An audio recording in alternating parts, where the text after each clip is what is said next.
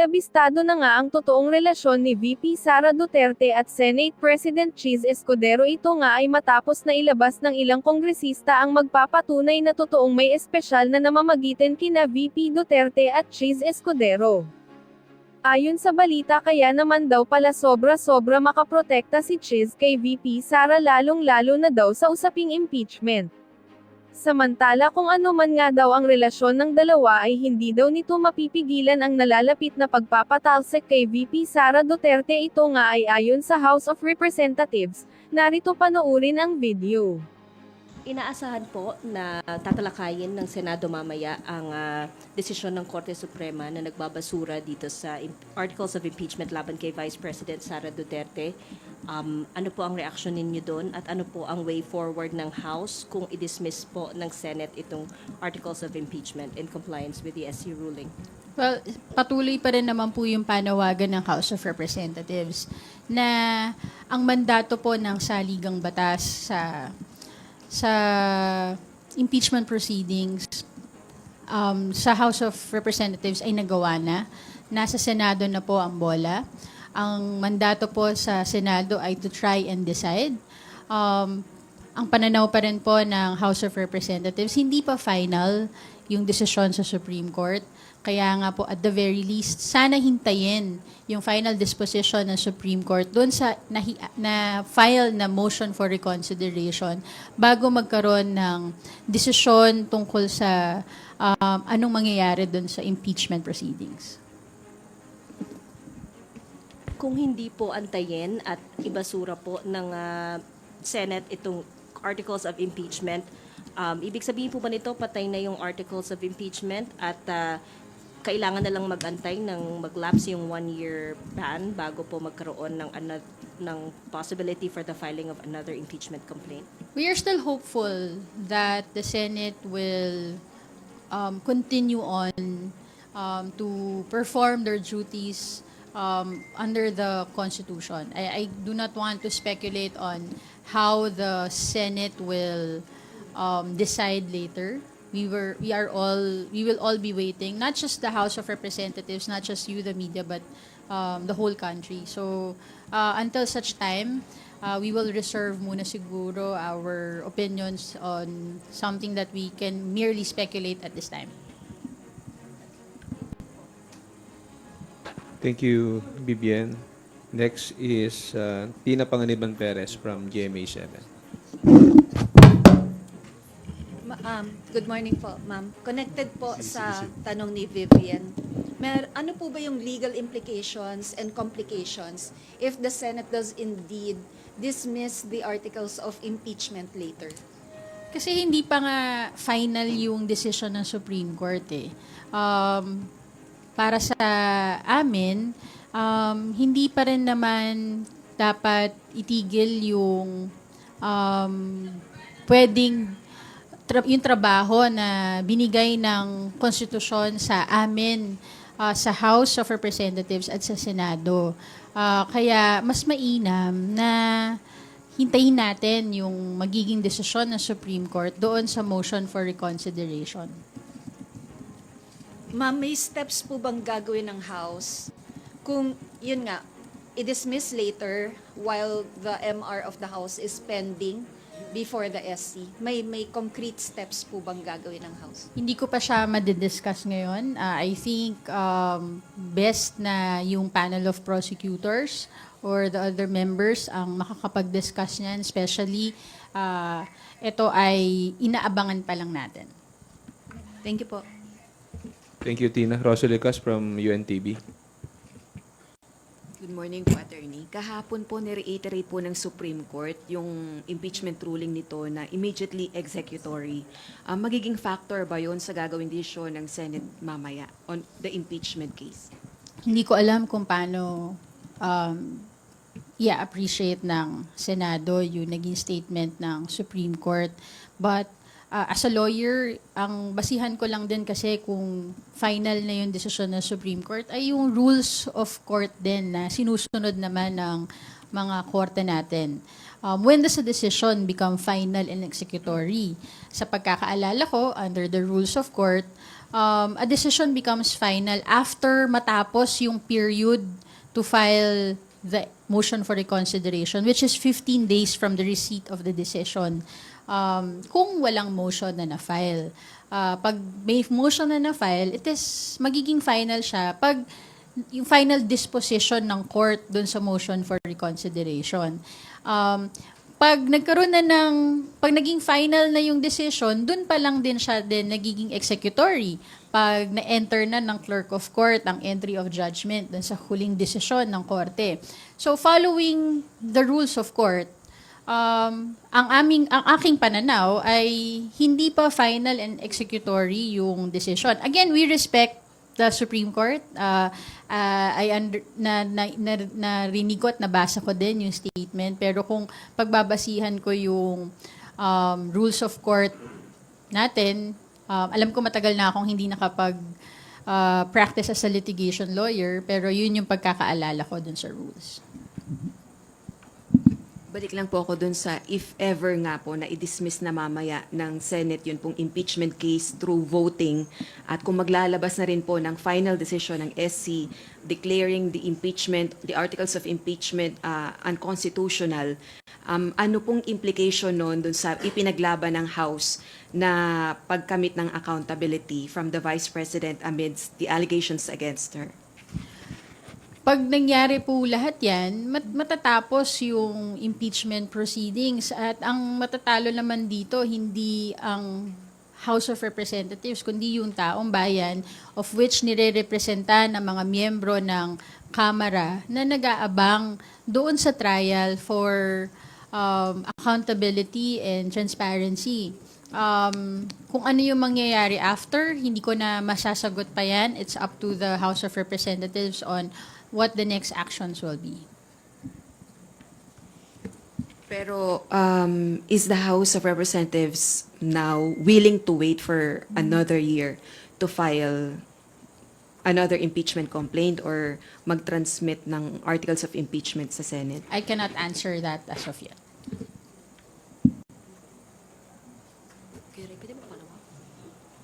Ma'am, Marian from TV5. Kung regarding dun po sa, sundutin ko lang po yung sinabi ni Ate, yung kay question ni Ate regarding sa reiteration po ng Supreme Court na yung impeachment decision immediately executory, sinabi niyo po na base nga po dun sa nakagawian na and yun yung rules, dapat magiging final lang siya kung may final disposition ng court sa MR. Pag naging final yung decision, dun pa lang magiging executory. So, bakit po kaya nag-issue ng ganito yung Supreme Hindi Court? ko po masasagutin sa kanila po nang galing. And in fact, napakarami na rin na may mga ibang instances din naman ang Supreme Court where nakailang motion for reconsiderations doon sa kanilang mga naging decisions before, no. Hindi ko masasagot kung bakit yun na naging declarations nila. Ang kaya ko lang masagot yung ayon doon sa prevailing rules na naaalala ko. What's your comment po? Meron din na po Senator nagsabi na almost 20 na yung papaboran daw po na mag-side na nga dito sa initial decision po na SC.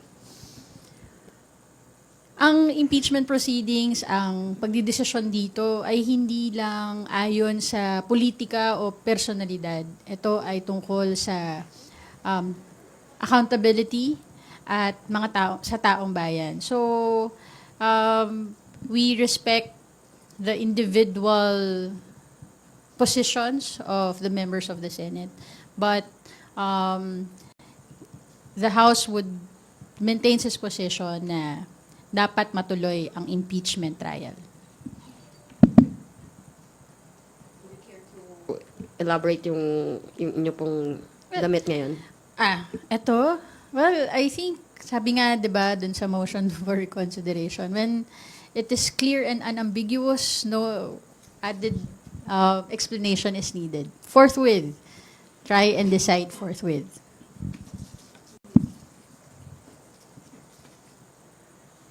Thank you, Rose. Next is Mela Lismoras from PTV4. Hi, good morning po, Attorney Princess. I-relate ko lang po din sa impeachment kasi sa gitna ng mainit na issue sa impeachment ngayon, may lumabas na survey mula sa Okta Research. Ang dalawa po yung sinurvey nila sa Senate and sa House. On trust and performance ratings, ang nakuha ng Senate bumaba po, 49% and 47%. Samantalang sa House naman ay tumaas, 57% and 55% yung trust and performance ratings nga. Ano po masasabi nyo dito, attorney? And maire-relate po kaya ito sa ongoing impeachment issue? Siyempre, unang-una, nagpapasalamat kami sa taong bayan na nakita yung ginagawa ng House of Representatives para sa ating mamamayan.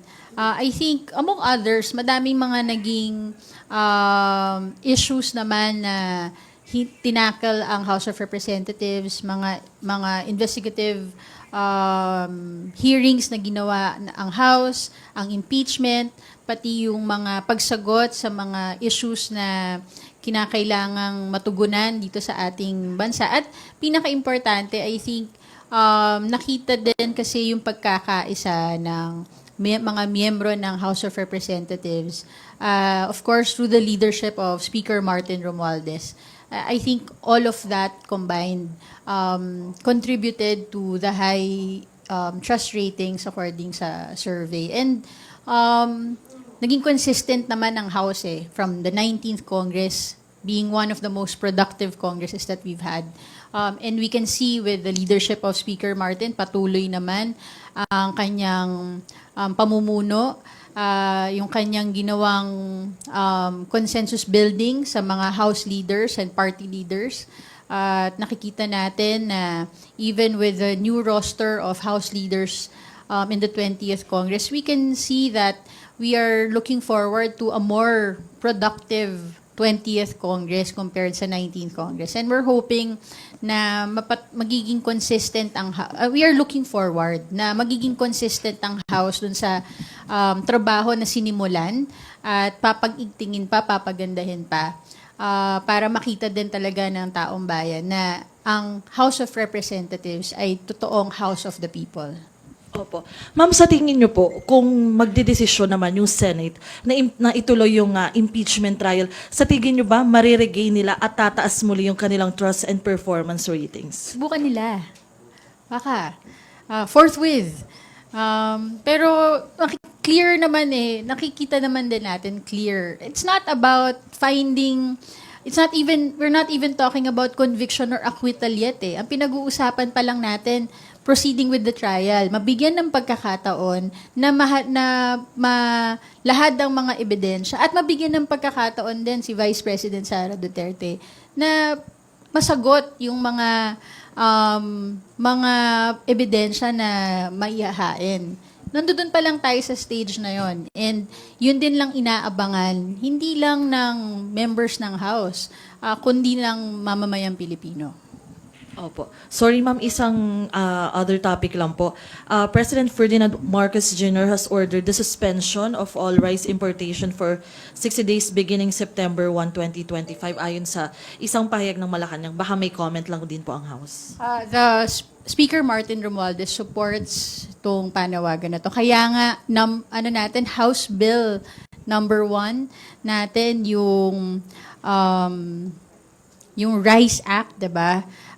Kasi nga importante na matugunan yung issue ng pagsisiguro na merong affordable, accessible na bigas para sa ating mga pamilyang Pilipino at mapatuloy na mapoprotektahan ang ating mga magsasaka sa tumataas na presyo. Gamitin din natin to, sana magamit din tong panahon na to para talaga masaayos yung problema tungkol sa presyo ng bigas at mas mapalakas natin yung suporta na kailangan ng ating mga local farmers dito sa ating bansa. Thank you, Mela. Milky Regunan from DCRH. Wala pa si Milky. Lianes Capanti from GMA Online.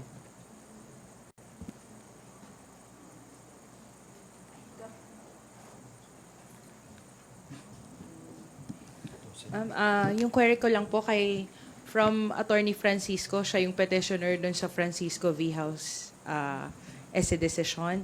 Meron siyang statement saying na tama yung Supreme Court na may grave abuse of discretion on the part of the House. Kasi the House daw po, by not acting on the first 3 impeachment complaints for 2 months, 3 months, ay ano daw po yun. That act in itself, waiting until Feb 5 to have a consolidated impeachment complaint, ano daw po yun, act in bad faith. The House was acting in bad faith daw po. Yung ganong action na nag-antay and waited a while for I would say consensus building took that long. Act daw po yun. The House was acting in bad faith. So how do you respond to that statement by Attorney Francisco? Thank you. Si House of Representatives naman din yung House of Representatives sa Francisco versus House. At patuloy po ang posisyon ng House of Representatives. Lahat po ng naging actions ng House patungkol sa paghahain ng articles of impeachment laban kay Vice President Sara Duterte ay ayon sa mga alituntunin ng saligang batas, sa internal rules ng House, at sa mga prevailing jurisprudence. Walang bad faith pag sinunod mo yung alituntunin eh. Lahat ng, kahit yung desisyon ng Supreme Court dito sa Duterte case, sinabi naman din na sinunod ang timeline na ni-require ng saligang batas. Ang pinagkaiba lang dun sa desisyon ng Supreme Court dito sa Duterte case, mali yung appreciation ng facts ng Supreme Court dun sa actual na pangyayari according sa records ng House of Representatives. At kaya nga dapat talaga ma-correct ito, mapaliwanagan ito, at hopefully dun sa motion for reconsideration na na-file ng House of Representatives ay mabibigyan ng pagkakataon na makita ng Supreme Court na tama lahat ng naging actions ng House under the Constitution. Thank you po. Second question lang, ma'am. Totoo po ba na may House contingent na pupunta sa Senate mamaya? Wala po akong information. Doon sa 2:30 daw na ano. Wala po akong information tungkol dyan. Last question lang, ma'am, on budget naman. Yung participation po kasi ng budget watchdogs, sinabi po ni Kong Jude yesterday, it will not be a token participation. So, ma'am, does that mean na kung meron man silang amendment sa budget na gustong iput forward itong mga CSOs, lalo na meron ng House Subcommittee on Budget Amendments Review, itong mga CSOs ba, ma'am, and budget watchdogs, kung may amendments man silang isuggest, will this be considered for adoption? Would you say? Dun sa resolution, they are non-voting observers eh. Siguro, mas mainam na makita pa natin kung ano pa. They had their initial consultation yesterday. Mas makita pa natin yung ano pa yung magiging guidelines tungkol dito. Hindi ko pa masasagot yan hindi ko pa masasagot yung tanong mo until we see the full scope kung ano ang magiging role ng mga CSOs. But ang nakalagay doon, non-voting observers. Okay. Pero ma'am, will they be allowed to, parang at least, yung mga suggestions po ba nila mapag-uusapan? Magagaranti naman po ng House yan. Hindi ko pa yan masasagot. Again, they're nasa initial stages of consultations. Hindi ko din sure kung nasama yan dun sa mga napag-usapan na kahapon. So, I think we want to see more on how all of this will pan out. But definitely, this is a big step din na magkaroon na tayo ng mga CSOs that will be part of the budget process to make sure na yung proseso dito sa House ay magiging transparent. Thank you po, ma'am. That's on my end. Thank you. Thank you, Linesca. Kenneth Basilio from Business World.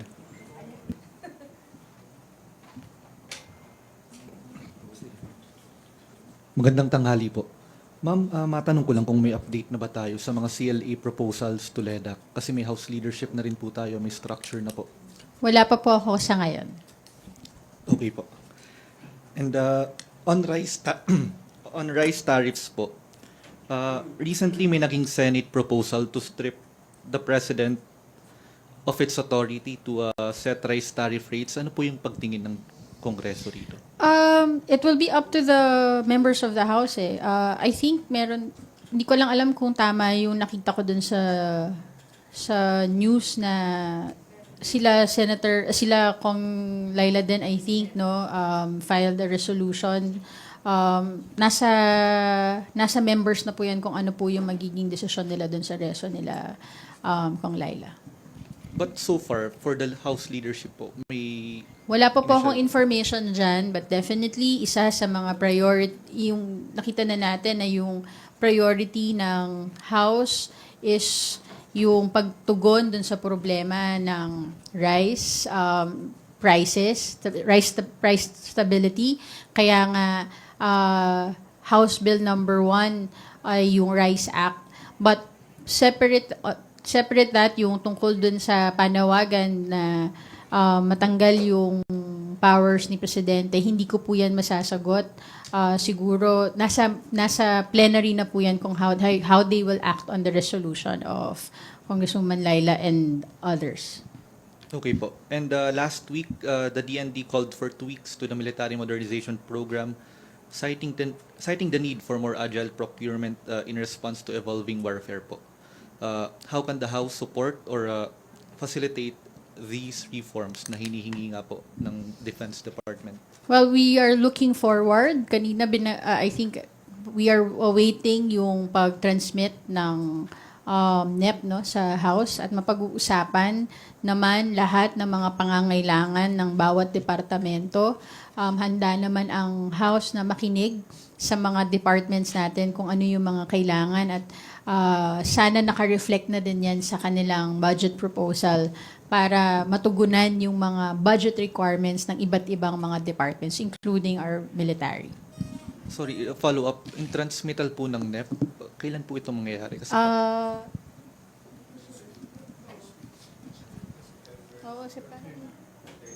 hindi ko August. Para nag-announce naman din sila no na I think by next week we are expecting na matatransmit na we are awaiting that and we will definitely inform everyone pag na-receive na ng House. That is also part of our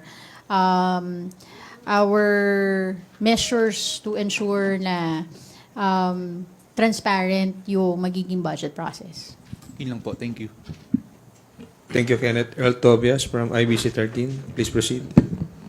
Good afternoon po, Spokes Abante. Ma'am, one question lang. Kasi doon sa decision ng Korte Suprema, nabanggit nga po yung hindi nabigyan ng due process si Vice President Sara Duterte prior to the endorsement, which sinabi nga po ni House Speaker Martin Romualdez na wala naman sa konstitusyon yung pagbibigay ng, o hintayin ng Kamara yung panig ng ini-impeach na opisyal sa House, from the House.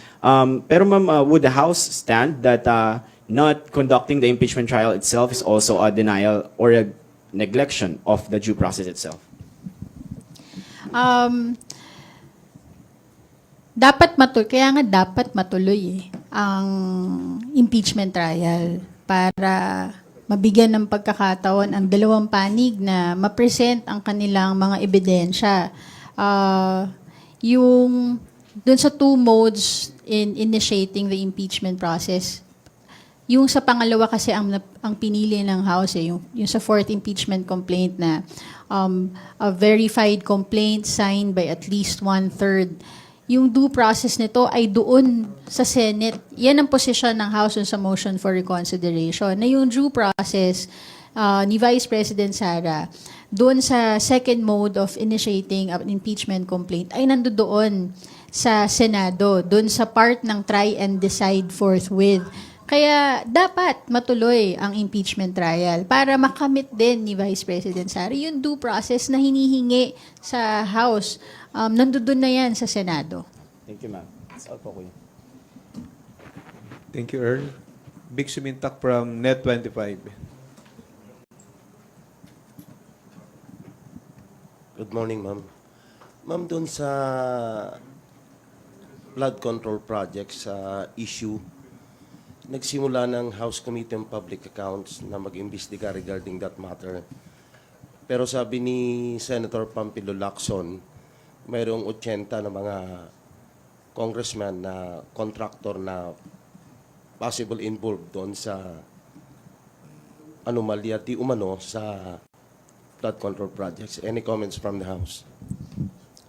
Wala po akong information doon sa binanggit na mga numero na di umano ay mga contractors.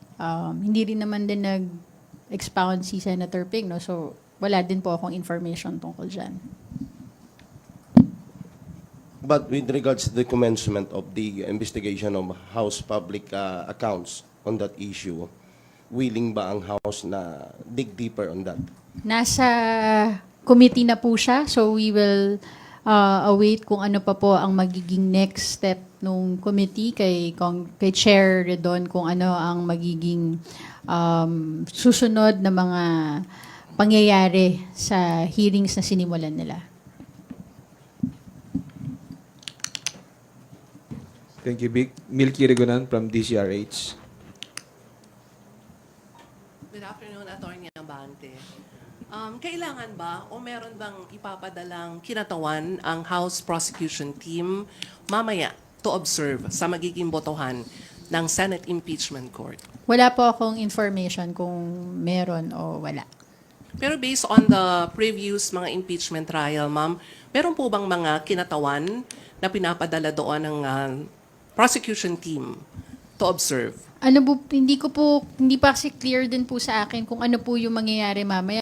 Are they, will they debate and vote as a legislative body or as an impeachment court? Hindi ko rin po alam. So, wala po akong information tungkol dyan. Sabi mo nga kanina, Attorney, lahat tayo maghihintay, mag-aabang na mga ganap sa Senado. Kamusta ngayon ang mood dito sa Kamara? So far naman po, we are hopeful because we filed our motion for reconsideration. Naging klaro naman ang paglalatag ng mga facts ng counsel ng House sa motion for reconsideration before the Supreme Court. Naging matibay ang legal arguments then doon sa motion for reconsideration. We are hopeful na sa dulo po nito, ang Constitution being the supreme law and ang mamamayan kung saan ang lahat ng kapangyarihan namin ay nanggagaling ay ang mananalo po dito. Thank you, Milky. Dwight De Leon from Rappler.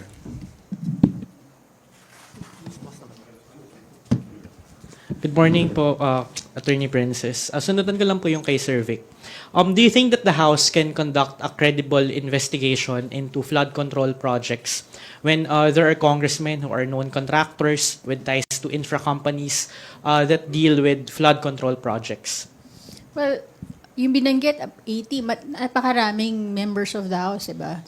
As of now, there are more than 300 members of the House and may varied political and positions yan and opinions. Yun ang kagandahan sa Kamara. So yes, I believe that the House can be credible in their investigation. Wala naman pong pinipigilan sa pag-participate sa bawat mga hearings. Lahat naman po ay ini-encourage na makilahok at mag-participate. And we will just await kung paano. And we know Chair Terry Ridon and his credibility also. So we are awaiting for the next hearings that will be held. So masasabi niyo po ba na hindi sasantuhin ng House ang mga kongresista kung sakaling ang ilan sa kanila ay lumutang yung mga pangalan in the course of these investigations? The House will be consistent that it will be faithful to its mandate under the law and to the people. Another question po patungkol naman doon sa budgetary reforms or reforms doon sa budget process sa Kamara. Will the House Committee on Appropriations, or will the House make the amendments public, not just the deliberations, pero pati yung documents? Maalala natin last year, or in the for the budget for the current year, nagturuan yung House and Senate dahil kung saan nanggaling or yung mga amendments doon sa budget. So yun po ba maasahan natin sa House na hindi lang yung deliberations but also the documents will be released to the public, to civil society observers, to the media if they request for it, pati yung spreadsheet if possible? I think nagkaroon din ng press briefing si Chair Mika, no? And sinabi din naman niya na inaayos din nila yung mga magiging steps on how the House will ensure transparency. Mas maganda na sila, Chair ng Appropriations, ang makakasagot nito dahil sila ang mas nakakaalam kung ano yung magiging details ng pagsasapubliko ng proseso ng budget. Maraming salamat po. Thank you, Dwight. Haji Camino from Brigada News.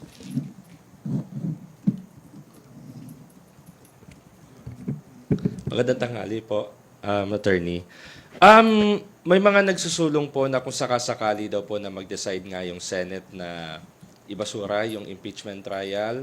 And for example, halimbawa pong hindi talaga mapaboran yung motion for reconsideration ng Supreme Court, ay magkaroon na lang daw po ng ibang avenues para panagutin or humanap ng pananagutan kay Vice President Sara Duterte, such as yung binuo nga po na Quad Committee, or kung hindi man po, ay yung ibang committees ng Kamara. Kumbaga magkaroon ng separate House hearings kaugnay po sa mga isyong ibinabato kay VP Sara. With the House support, itong mga ganitong possibilities na magkaroon or isulong po yung mga House hearings versus the Vice President kung sakasakali. Right now, the House will exhaust all legal remedies available on the impeachment proceedings. Yung sa mga susunod na magiging hakbang ng House, even its members, we will see after, no? Hindi ko yan masasagot dahil nasa mga members ng House kung ano yung magiging hakbangin ng bawat individual na members eh. But again, patuloy rin, iisa lang naman lagi ang aking mensahe na tutugunan lagi ng House of Representatives ang kanilang tungkulin sa mga iba't ibang issues na hinaharap. Whether yan ay separate committee or mga quadcom committees, mga super committees natin, ay gagampanan ng House ang kanilang tungkulin dito. Kasi especially yung sa good government panel po, kasi attorney, di ba si Congressman Joel Chua pa rin yung chair ng committee. Depende po kung may maghahain din kasi na resolution for this eh. And hindi ko, so far wala pa naman po akong alam kung magkakaroon po ng mga ganito sa ngayon. Ang nakita pa lang natin na nabuo yung sa Quadcom, no? So we will wait and see. Last na lang po, attorney, baka may comment po kayo kasi kanina may press briefing yung OVP, tapos hinahanap po si VP Sara, tapos wala naman pong nasagot kung nasan po siya ngayon. Kung sila hindi nila nasagot, lalong hindi ko din masasagot yan. Basta ako, nandito ako. At nandito din ang mga House leaders para magtrabaho. Thank you po. Thank you, Haji. Last question from Bibian Gulia of ABS-CBN News. Habol lang po dun sa possible na talakayin ng Senate mamaya yung SC decision. Kasi po doon sa forthwith na mandate ng Supreme Court, ng Constitution regarding the trial, parang it took them 5 months to convene as an impeachment court. But when it comes to tackling this particular decision of the SC, even if it has yet to become final, they will tackle it. They are expected to tackle it later. Are you seeing double standards po? Baka excited lang. Pero yan ang tanong ng taong bayan. Kaya nga, ang iisa pa rin ang posisyon ng House of Representatives. May mandato tayo sa saligang batas. Nagampanan na ng House of Representatives ang mandate nito. Nasa Senado na po para tugunan ang mandato na binigay sa kanila ng konstitusyon. try and decide forthwith. Thank you, Bibian. Before we conclude, may we hear the closing statement? Okay, Rosalecas from Marian? Okay, go ahead, Marian. Sorry. Marian Enriquez from TV5. Spokes, meron pong sinabi si Mamamayang Liberal Party List Representative Leila de Lima, I guess last week, regarding nga po dito doon sa decision nga nila na binabasura or dinedeklara unconstitutional ito pong impeachment complaint against Vice President Sara Duterte. And nag-warn po siya na yung mga SC justices can face impeachment po following nga itong decision nila. Para ang quote, sabi po niya, we can initiate or any interested party can initiate impeachment process against these justices themselves. Ayoko po sana, but that probability ay nandyan. Ano po ba? Meron na bang napag-uusapan din na ganito? Wala po akong alam. You're asking if merong May ganun din po ba? May ganun po bang sentiment among our House lawmakers? na, sorry, You know, yung idea nga po na pwede rin daw po i-impeach itong mga justices na bumoto nga po against this. ang sa speech ni speaker is kaya din naninindigan ang House of Representatives na maging dun sa filing ng motion for reconsideration dahil ang exclusive power na binigay ng Constitution to initiate an impeachment proceeding ay binigay sa House.